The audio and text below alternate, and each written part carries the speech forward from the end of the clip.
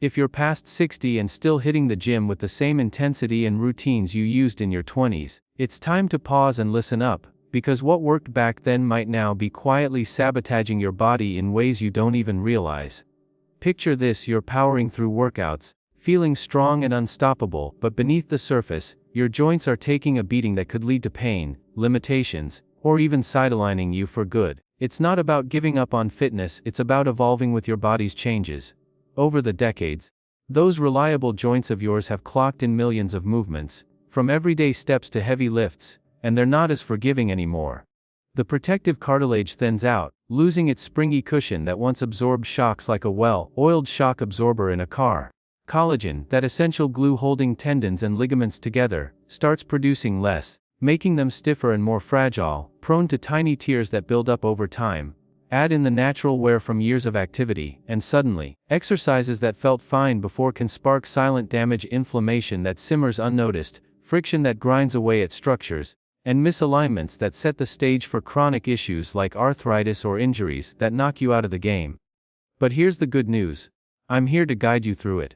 In this script, we'll uncover 3 popular exercises that might be harming your joints without you knowing, and more crucially, I'll share smarter, safer swaps that let you build strength, preserve muscle, and boost mobility while safeguarding those precious joints.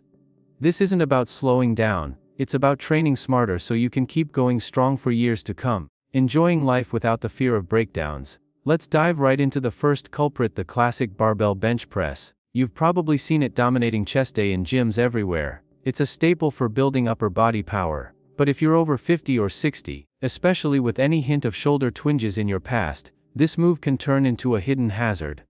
The issue boils down to how it locks your shoulders into an unnatural groove. Your shoulder joint, known as the glenohumeral, is the body's most flexible ball and socket setup designed for a wide range of motions.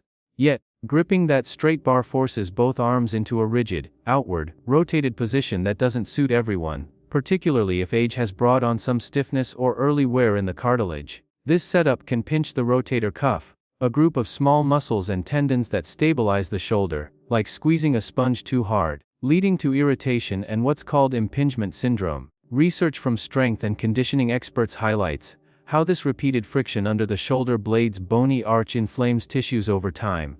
In your younger days, bouncy tissues might shrug it off, but now with less elastic cartilage and slower recovery, those reps add up to swelling, pain, and potential tears.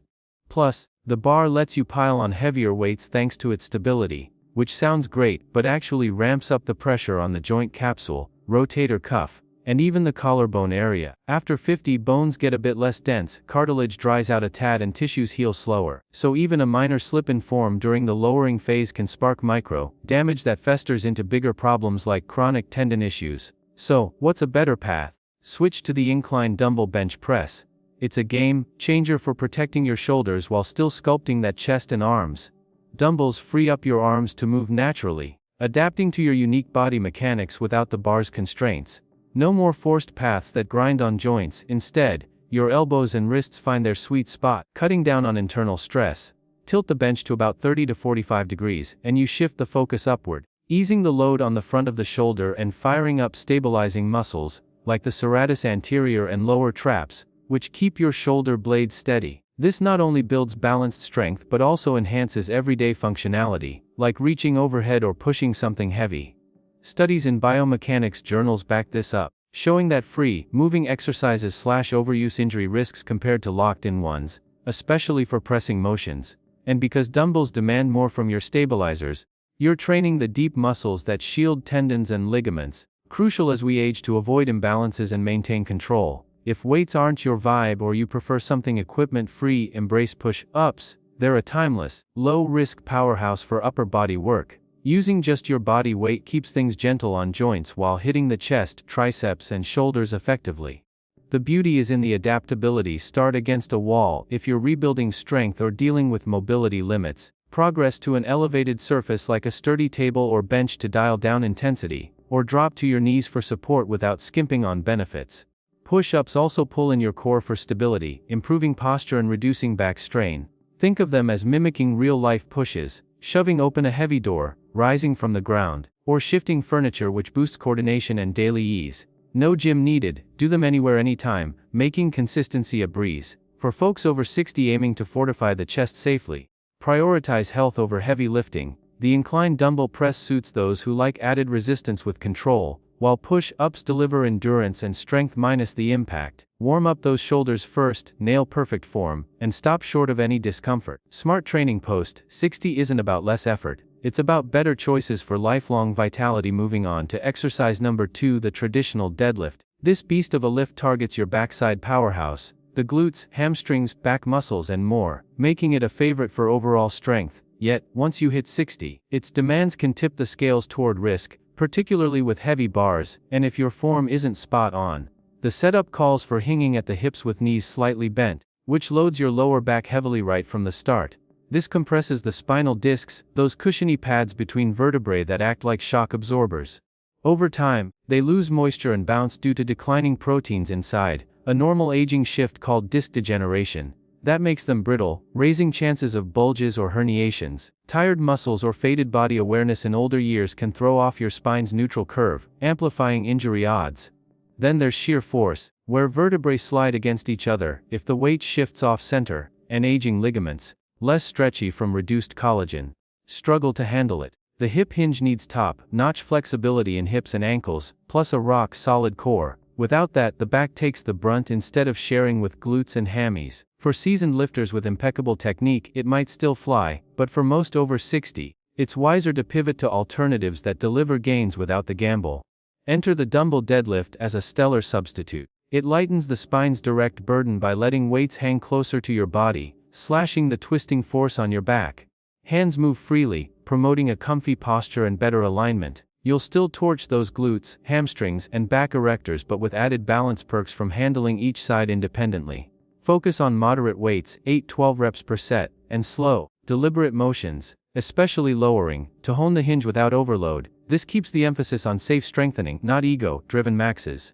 For a no-weight wonder, try the glute bridge. It's gentle yet potent for your posterior chain, sparing the back entirely.